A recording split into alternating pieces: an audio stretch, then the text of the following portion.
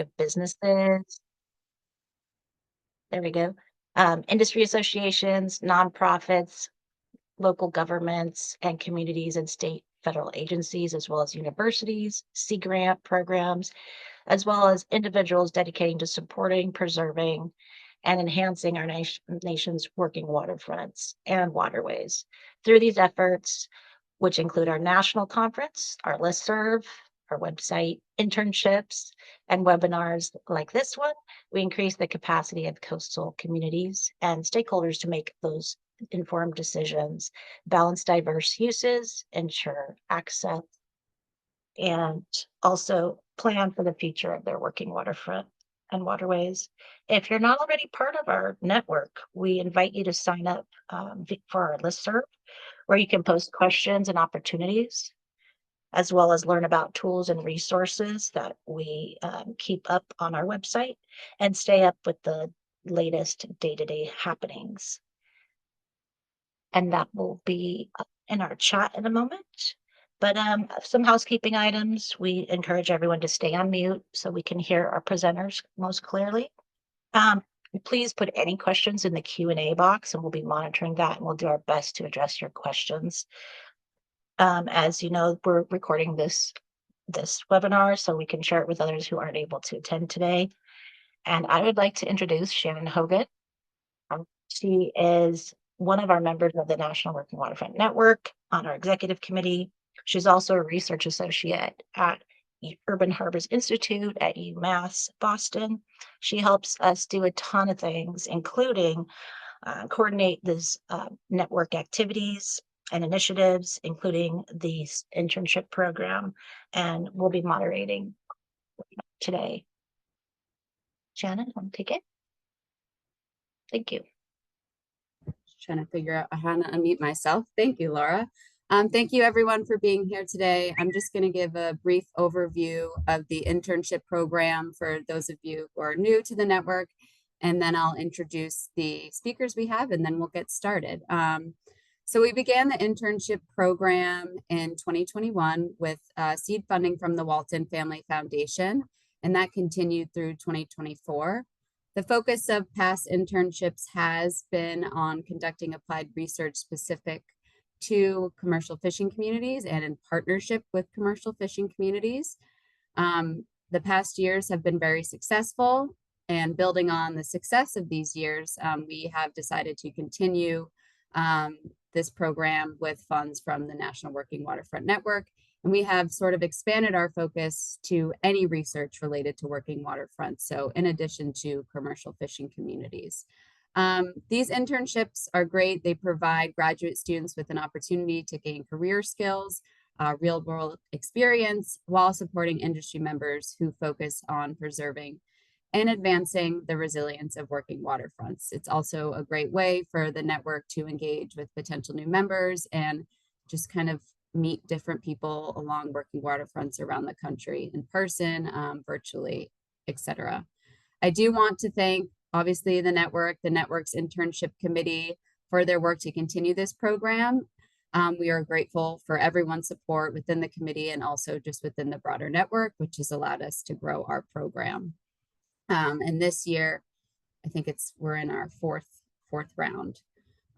So moving forward, this webinar is hosted by the National Working Waterfront Network in collaboration with the Department of Planning and Zoning in Gloucester County, Virginia, where this internship's research took place. And so today we're going to hear from a few different people. Our first speaker is Ann Ducey Ortiz. She is the Director of Planning, Zoning, and Environmental Programs for Gloucester County, Virginia. Ann is originally from Long Island, New York, and received her Bachelor of Science at Cornell University. She worked as a planner for the town of Huntington, New York, before moving to Virginia in 2000 to work as a planner for Gloucester County. And she has lived and worked in coastal communities all her life and cares deeply about protecting the cultural heritage. So she is a wealth of knowledge, and it was great to have her as a partner on this project. Lauren Rosetta is our Networks 2025 intern, a multidisciplinary marine scientist, social scientist, and recent graduate with her master's degree in marine policy from the University of Delaware.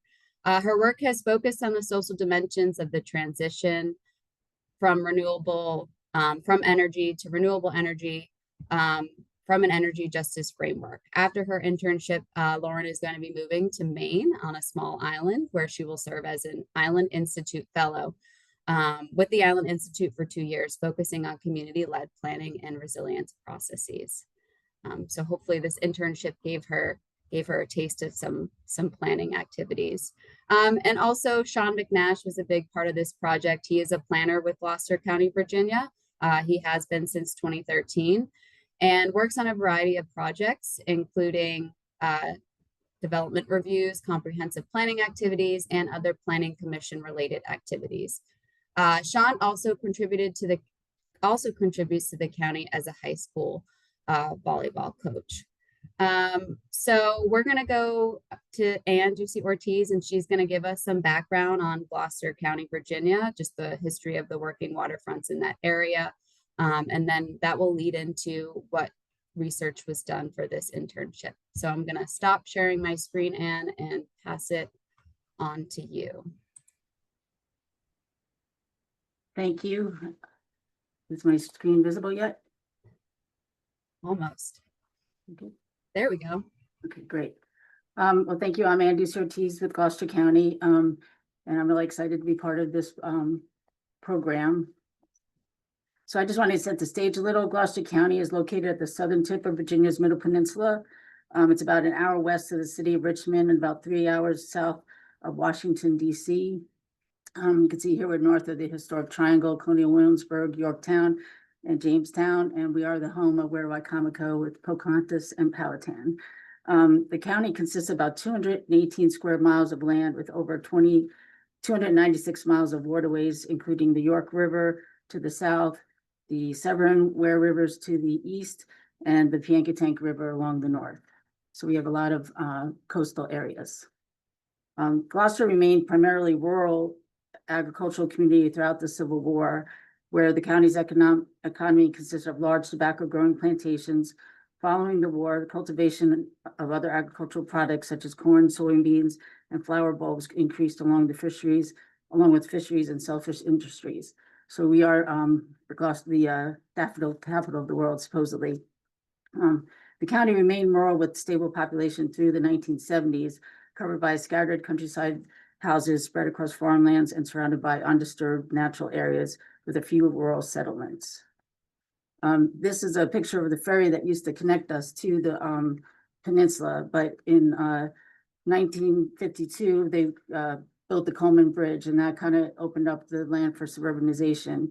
So we were the largest growing locality in the 1980s. In 1984, the county adopted zoning. In 1991, we updated our comprehensive plan. And in 1998, we did our comprehensive countywide zoning. So this countywide rezoning really impacted our working waterfronts. It focused mainly on residential and commercial development. Agricultural and forest lands were preserved in the north end of the county, and much of the working waterfronts, most of the waterfront was zoned residential, making many of the existing working waterfronts non-conforming. So I just want to explain a little about what zoning is. So zoning is a mechanism for regulating land use. It's based on the Constitution's police power and originates from the state's authority and power to legislate for the health, safety, and morals and general welfare of its citizen, and that's often called the police power. The power of local governments to enact ordinance controlling land use decisions is derived from the state's delegation of its police power to the locality through enabling legislation. Virginia is a Dillon's rule state, meaning that localities can only do what the state says we can do, and it's very specific to each locality in Virginia. Many other areas, like New York, is a home rule state, and they have much more leeway to regulate. It's also a very legal process. We have to comply with a lot of legal regulations, including due process, which involves advertising for public hearings, appeals process for any of our decisions. There's also substantive due process. It has to serve a legitimate public purpose, and the legislation has to bring about the desired results and may not be unduly harsh. So essentially zoning doesn't regulate everything. It's basically regulates uses. So some uses are permitted by right, and that's an administrative review. Others are permitted by special exception or a conditional use permit. So it typically involves a public hearing or review by the Board of Supervisors. We also regulate height, bulk, and area, setbacks, lot coverage, lot size and density, parking, loading, and commercial site design. We do signage, open space and lot coverage. One of the things that we asked Lauren to look at was an overlay district. So that's an additional regulation on top of the existing regulations. So some examples of that are we have an historic district, so that anything in our historic district gets additional review by our historic review committee.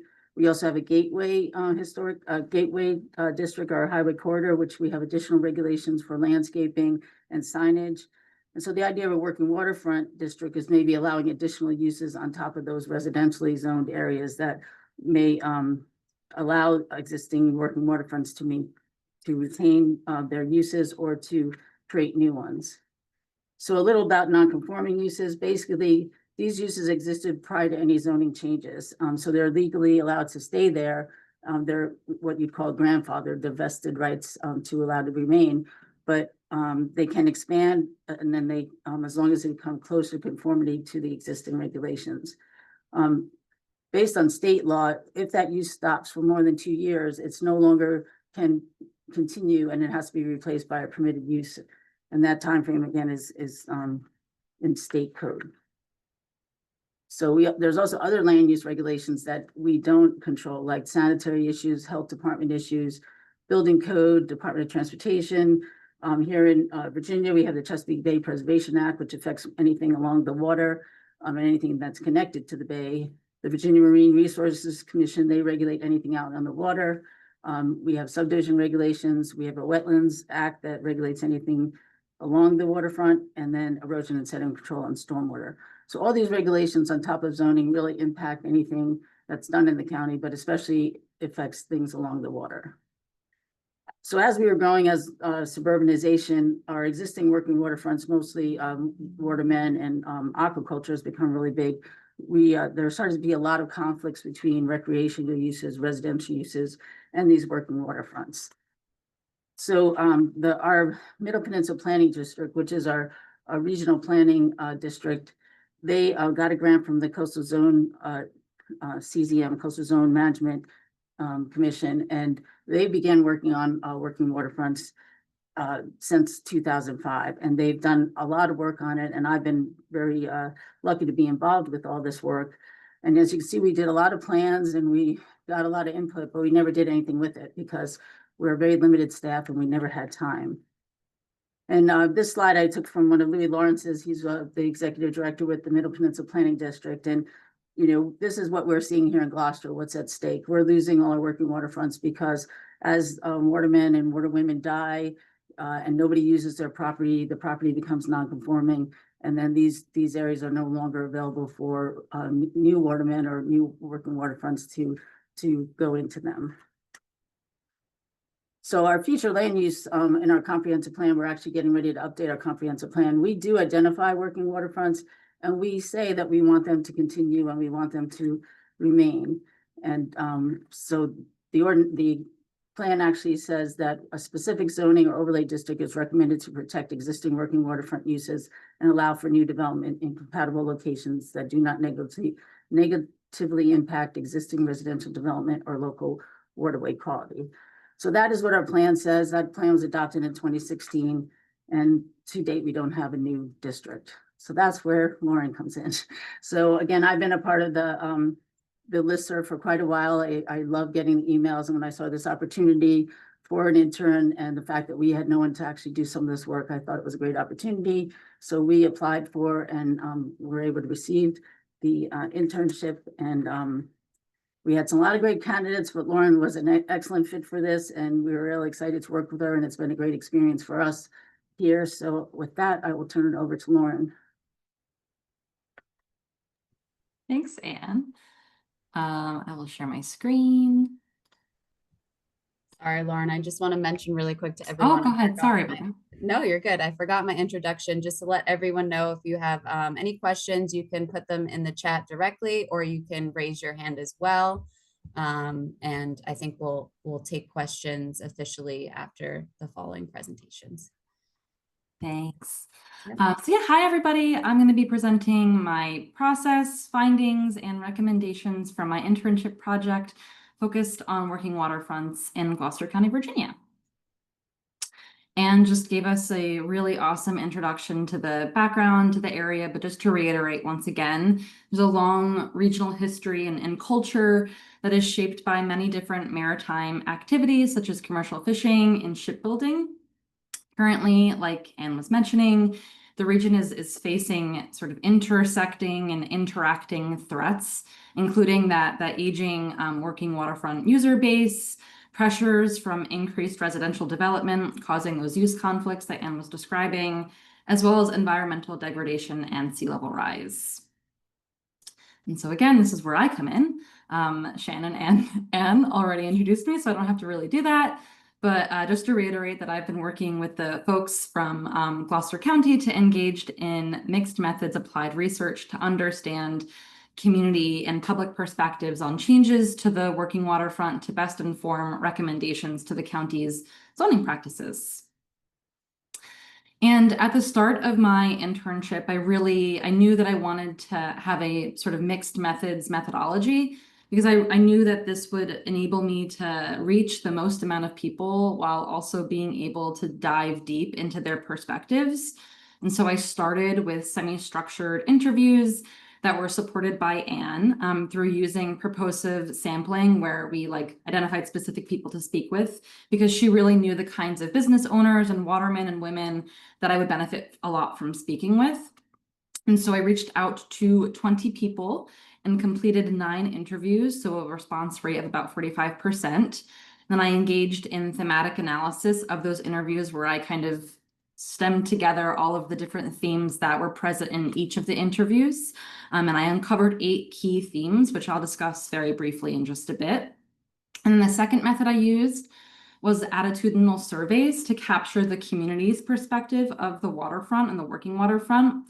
I again got some support, some great support from the county for this, specifically from the community engagement department, making sure that the survey was widely available to everybody who wanted to take it. And so I created a QR code that was put into the county newspaper, on flyers, in county offices, and all over social media. And this survey was completed by 99 people. And then I analyzed that data as well.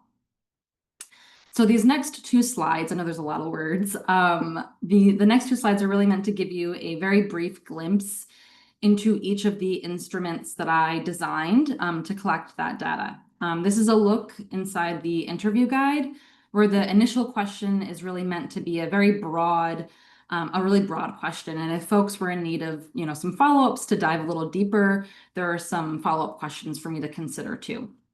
And here I really wanted to hear how participants would describe the current waterfront. And so what kinds of activities are happening on the waterfront, and historically as well as ideas around activities or businesses that may not be present or happening right now, but would be welcomed in the future.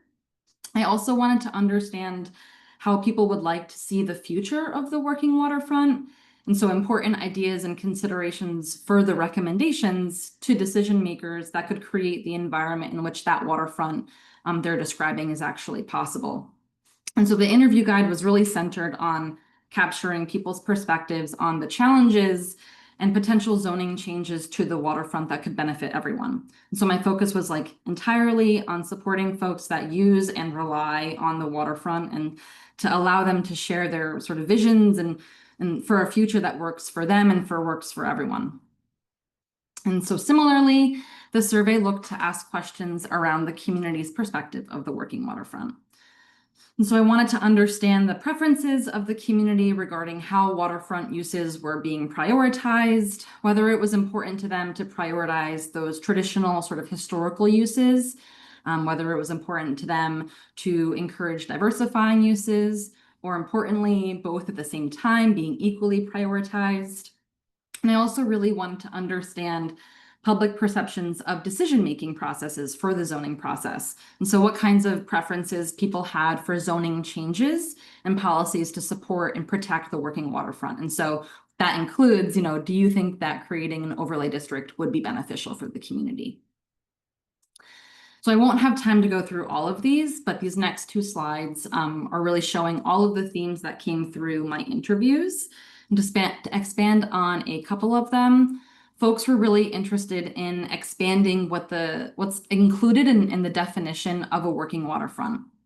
And so what I mean by that is participants shared oftentimes that there was frustrations that certain businesses maybe weren't always allowed to receive permits because they were technically non-conforming, such as like nature-based shoreline restoration business and things like that. And so being flexible and being expansive when we're describing and defining what working waterfronts actually are, that was a really important note that was woven through a lot of the interviews. Like I said, I can't go through all of them, but if you have questions about what any of them mean or anything like that, please let me know. I'd be happy to expand. And this is the rest of the themes. One more that I'll discuss just a little bit more is that throughout all of the interviews, really, people shared that they felt like there was significant sort of governance and coordination frustrations that they were facing as they were trying to, do paperwork and get their business started along the waterfront. People shared that oftentimes, they struggle to understand the paperwork or know who to reach out to, or they thought that they completed all the necessary paperwork only to find out that they needed to speak to like another department that they didn't know existed. And that kind of gets to what Anne was discussing at the end, where, there was a list of all the different departments that aren't within zoning, but, is collaborative with zoning. So these next few slides are some of the results from the survey. So the first exciting thing that I'll share is that we had some really good diversity in terms of the age of respondents of the survey. I was really pleased with that because sometimes surveys skew a bit older, and so it was great to see some diversity in terms of age of participants.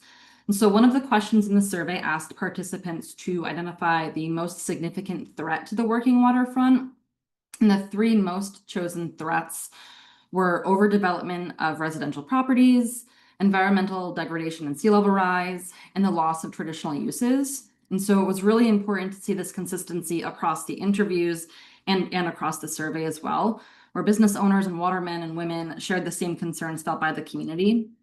And as a side note here, I just want to say that I know I'm saying sort of watermen and women and then the community, but they share the same space, and like the Venn diagram of interview participants and survey participants would have, a large middle because they share the same community. I don't want it to seem like I'm like othering either of them. It's just the easiest way to talk about like the two data sets.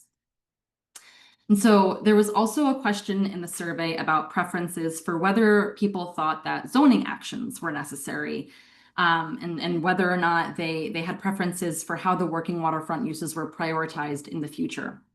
Here you can see that over 50% of participants believe that at least some zoning changes were necessary to preserve the working waterfront.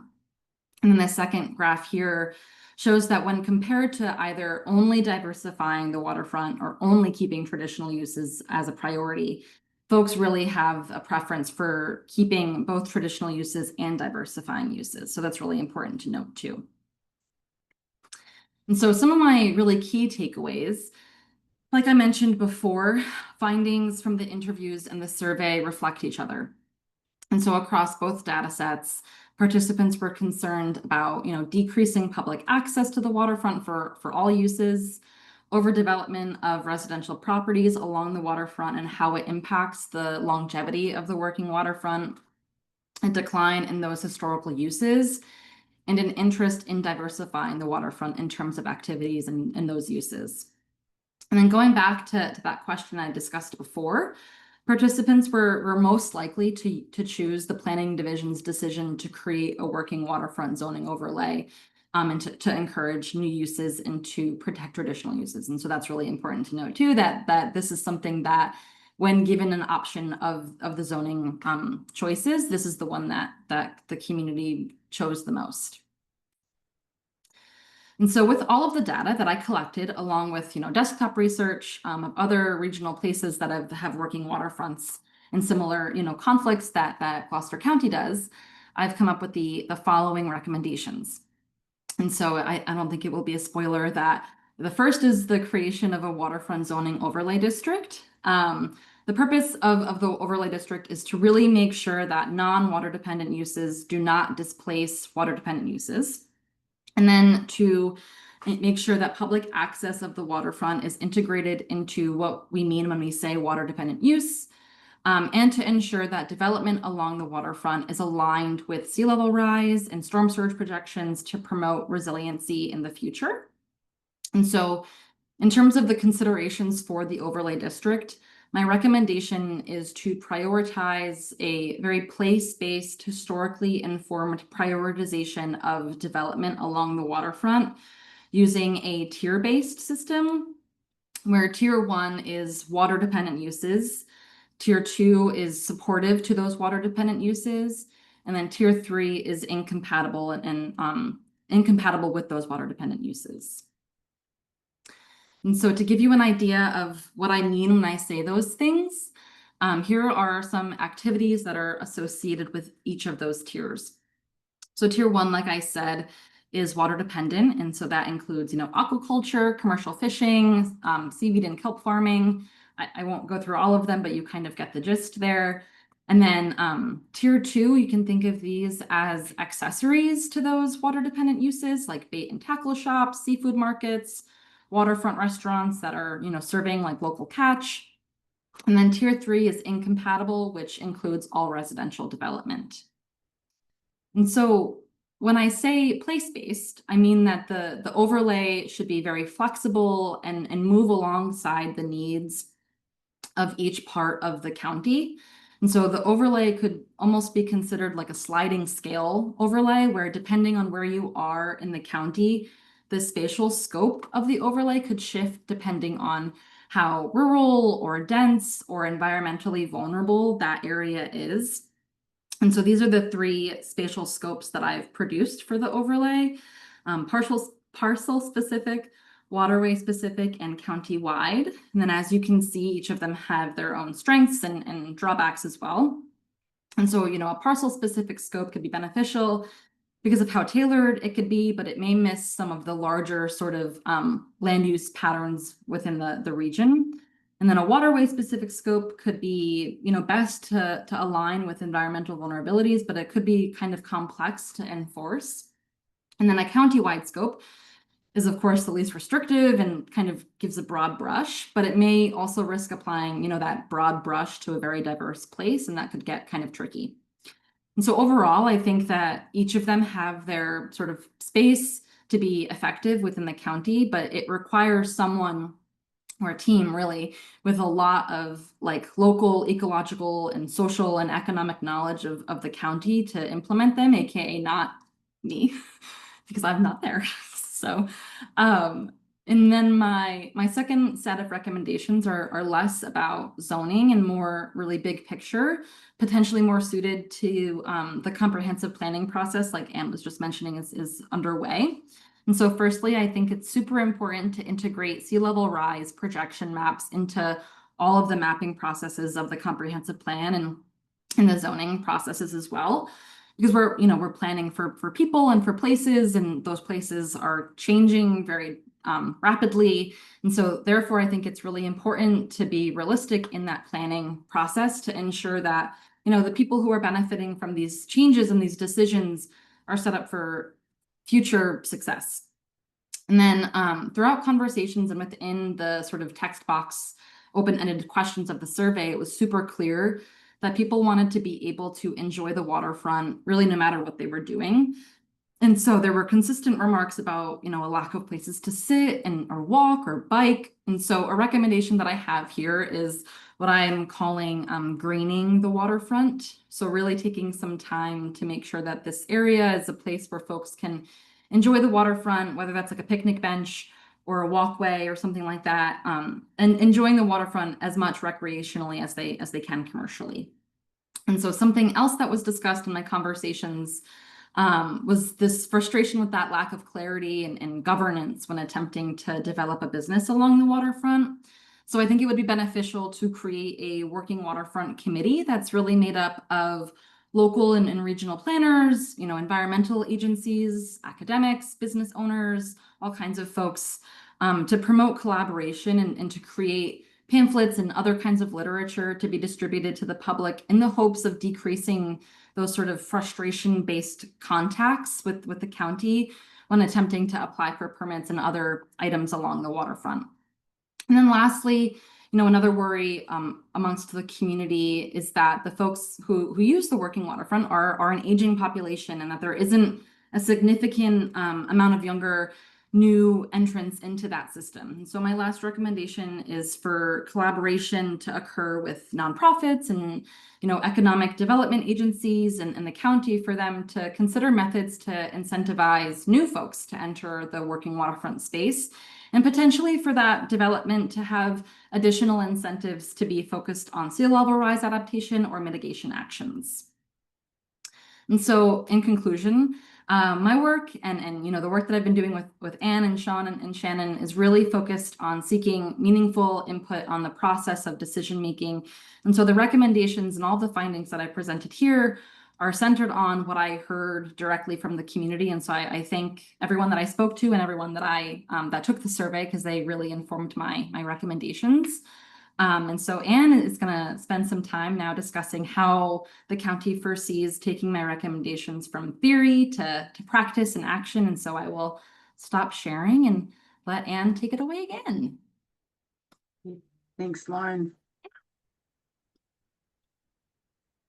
Okay, I hope you can see. So again, we were really excited about Lauren's recommendation, and some of the things I kind of was aware of, about like the issues with all the other different agencies and issues trying to get permits and stuff, but also some of the things that she found out really were kind of eye-openers to us. So we like the idea of the tiered approach and creating a committee, and to looking at the different space-based options. So I just kind of wanted to say some of the ideas that just from my own personal knowledge of the county was thinking about. So this is Mobject Seafood. It's been around since 1934. It's definitely an existing non-conforming use, but this is Ware Neck, which is a totally residential area, very agricultural residential.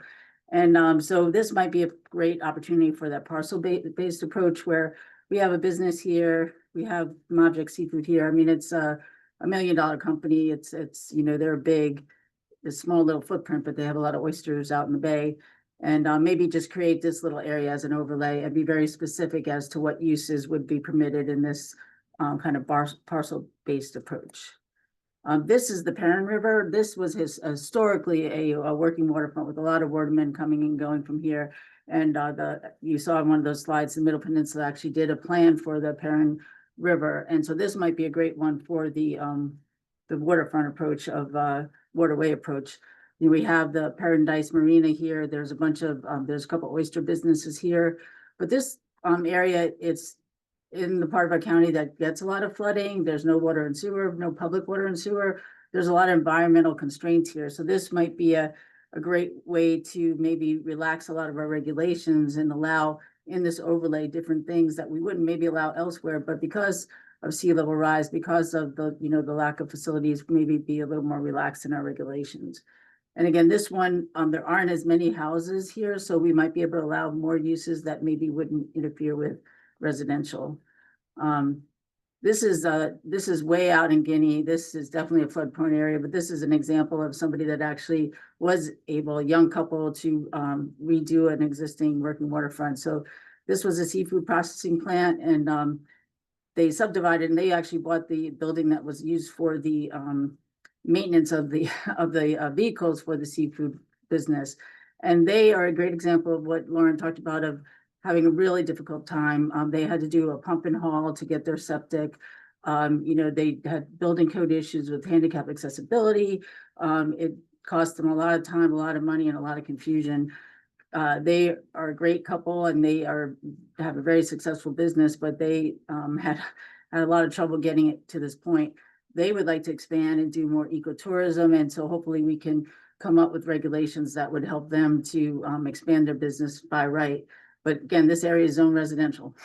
So even though it's a flood prone area, and this is all you have is seafood places out there, it's zone residential. So one of the ideas for flexibility, and this really came out when Lauren talked about people wanting more access to the water. We don't allow like temporary structures. We don't allow food trucks. There's a lot of things we don't allow anywhere in the county. So there's a place in Matthews County called the Hatchery, and it's actually an oyster hatchery, but they have a food truck there, and they have outdoor dining, and they have porta potties, and it's a beautiful place where people can go see the water. Obviously, you can't go there year round, but it's just a great way for people to experience the water and enjoy fresh seafood, and it's just a wonderful place. So one of our ideas is to maybe allow these more temporary uses or temporary structures along the waterfront that would allow something like this.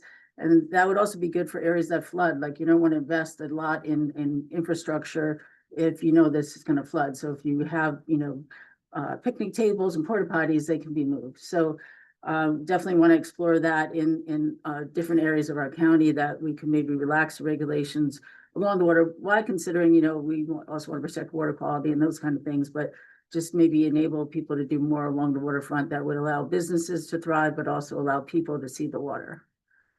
So again, I just appreciate all the ideas that came from the community outreach. We're still going to have to kind of specialize where we're going to put the overlays, what we want in those overlays. We do have opportunities for surveys to maybe focus on different areas and work with a committee to kind of see what we want to do in those different areas. So there will be more public outreach, definitely, but we're excited to move forward with all these ideas.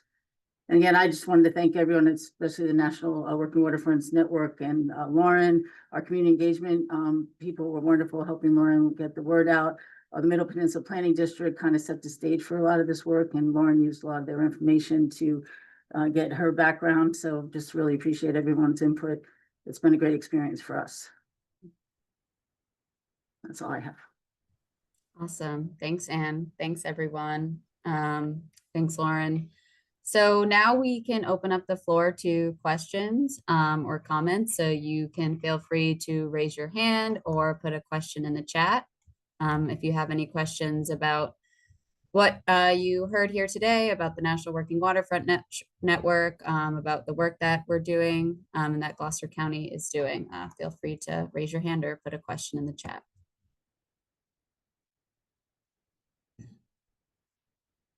I don't know if everyone can see this, but I see a question in the Q&A box that asks, do you have specific recommendations for community outreach materials based on your research? I love that question. So I can think of a few different recommendations for outreach materials based on what I heard from the interviews and the survey. The first recommendation I think I would say is like regarding what might come out from that potential like working waterfront committee. And I'm kind of like envisioning like one of those like fun flow charts that like ask a question, and then if your answer is yes or no, you like lead to a different box. That can kind of, let's say like one of the questions is like, do you need like running water at your business? It's like, yes, you would contact this person. If it's no, you could go forward with like this thing instead. And it kind of leads you to a hopefully more straightforward framework to like ask questions around what you actually need and who you would need to contact to get more streamlined answers. So that way you're not dealing with what I heard folks dealing with, which is like thinking that you're done with the process, and then you come to find out that like you have to contact these other folks because you missed a part of the process. And so having it all in one sort of space where you can like choose your own adventure kind of thing could be fun. And then the other piece of outreach that I heard a little bit about in my interviews as well is just this potential that it could be interesting for the community to hear about the working waterfront's history in a more sort of arts and like experiential based outreach. And so having opportunities for like murals or little like information placards that could tell you a little bit about, this specific corner or this specific waterfront, that could give maybe folks that might not be from there, but are moving there or might not know a lot about this specific street or the place that used to operate here. And so some opportunities to connect with the place in a sort of more meaningful way. And so those are two specific recommendations. Lauren, I just want to add on top of that, I was at a field trip actually on the Rappahannock River and got to see some oyster and working waterfronts. And our community is not the only community that has zoned out most working waterfronts. I learned in Lancaster, they have the same problem. But the new executive director of the Middle Peninsula Planning District let us know that they just got a grant to do a oral history down in Guinea, working with the Guinea Heritage Museum. So kind of that idea. And, another thing your research found is like some of the education of, watermen are not always the problem, water people are not always the problem, that, they do get up early, but they don't really cause pollution and they don't, so trying to that whole educational component of our culture and trying to everyone just get along kind of thing. But I was really excited to hear about that. And I wanted to let you know about that too. That's very cool. Thanks.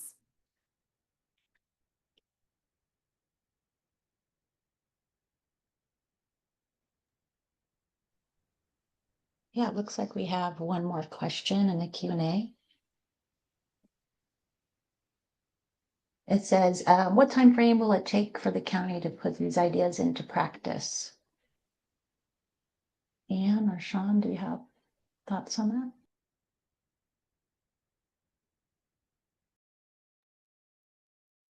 Sorry, I was trying to read some of the comments.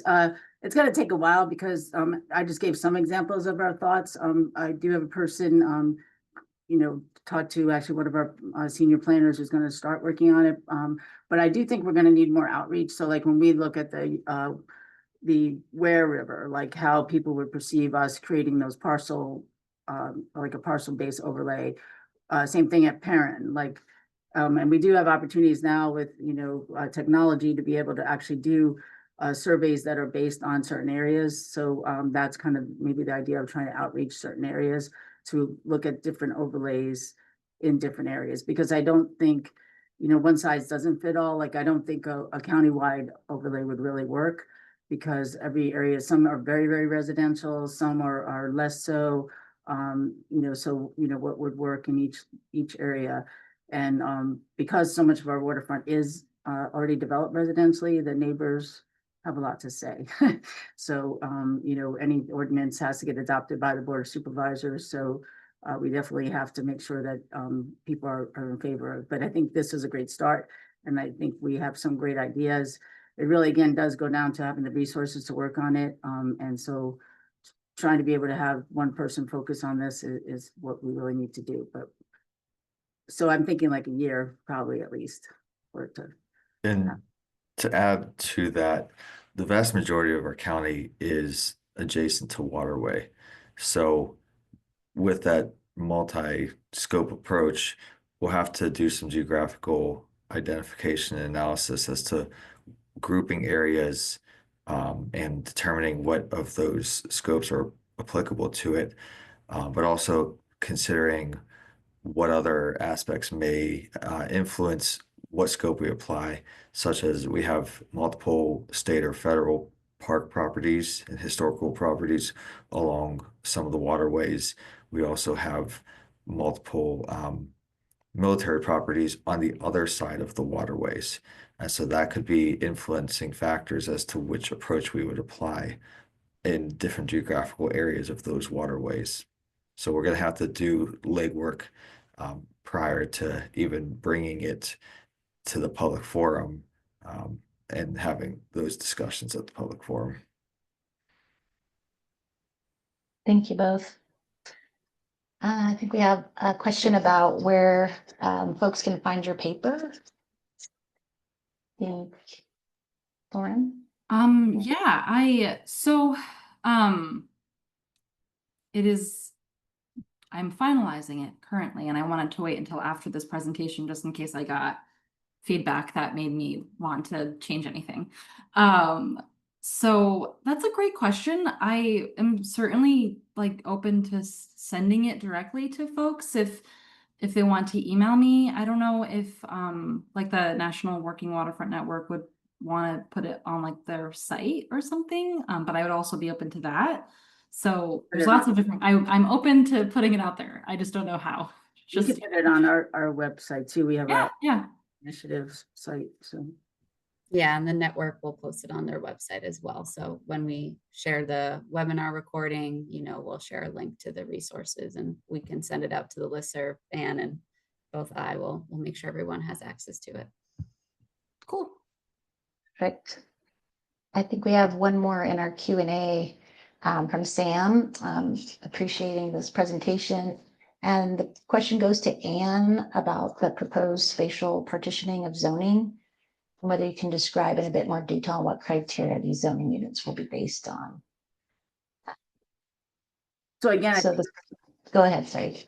be based mostly on like some existing conditions and again, some of the work that Lauren did of like what other uses might be compatible. One of the things with zoning that kind of goes back to what I was talking about, like zoning is always a little behind. We are way behind in solar, where like our ordinance are written and then someone comes up with this great idea. And one of the tenets of zoning, if it's not in the ordinance, it's not allowed. So just even the one thing that Lauren said earlier about the, I wrote it down just so I'd remember it, the restoration, the nature-based shoreline restoration business, that's something that someone had this idea, we looked at as manufacturing. Manufacturing is not permitted in a residential area. So that, so those are the kind of uses that, some of her research, she found like what people would like to be able to do along the water, because it's not actually, you don't have to be on the water, but it makes it much easier when you're trying to get your materials out to where you're trying to protect the shoreline. So, so really would, like, again, I would say the parent is more, would allow more of those type of uses because it has a lot more commercial activity there. Whereas Ware Neck, I would probably limit the uses that would be in that area. So it really would be a case by case, what's there now and what is the, I guess, for want of a better word, the appetite for the community to accept other uses. Because again, like I would say, Sarah's Creek is a lot more recreational. We could probably get more, businesses that support residents having access to the water, whereas Perrin would be more your traditional working waterfront. And That's super helpful. Just to drill down for Tick, Sam's also added just pointing to subaquatic vegetation, how it plays an important role in tidal area permitting and how that might affect operations. So that's all VMRC. So that's Virginia Marine Resources Commission. So zoning, although some people think zoning can go out into the water, and we do issue permits for piers, but pretty much anything out in the water is VMRC. And they do look at, oyster leases are actually really hard to get in Virginia because they're often held by families for years and years and years. So those issues are kind of, actually that was one of the first York River Conflict Committee was all about the conflicts of oyster reefs and leases and residential uses and who had the right to use what. And so that was how I first kind of delved into this whole issue back in 2009. But I think we're going to have to work closely with the BMRC, with the health department, with all these other departments, so that when we're, to try to avoid what Laura was talking about, when we allow something by zoning, it's not allowed by all these other agencies. So that's, that is a big issue. But again, most of the SAVs, they're actually having a pretty big comeback in our area right now, but that is all kind of regulated by VMRC. yeah, to add on to that, Thank you. like Ann said, VMRC has a lot of, or has the jurisdiction in the waterway, whereas we have the land jurisdiction. So we still need to consider that, consider the vegetation, consider the working grounds that have been permitted in those waterways as we debate and discuss which approach is applicable, because there's value in possibly having a broader approach to offer proximity to the working areas, the fishing areas and such, but that broader approach also opens up recreational and other activities that may be disruptive to vegetation or the traditional working waterfront uses. And so that's going to have to be debated and discussed to find that balance between which approach is most applicable, and getting input from other departments that have jurisdiction beyond the land or jurisdiction on the land that zoning doesn't specifically focus on. Great point. Thanks for that, Sean. See, do we have any other questions that are popping up? Looks like we may have addressed those all live. Is there anyone else?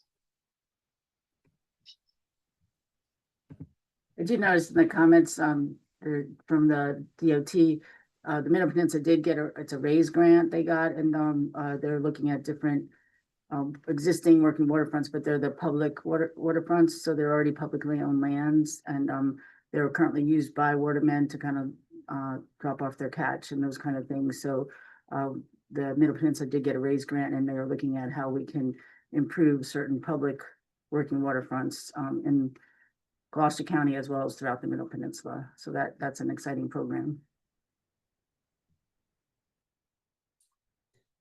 Well, thank you, everyone. If there's no additional questions, I think we can start to wrap up this webinar. I just want to say thank you to our speakers, to Lauren, to Anne, also to Sean for being here, to Laura and Kristen, who are with the National Working Waterfront Network to help run the webinar.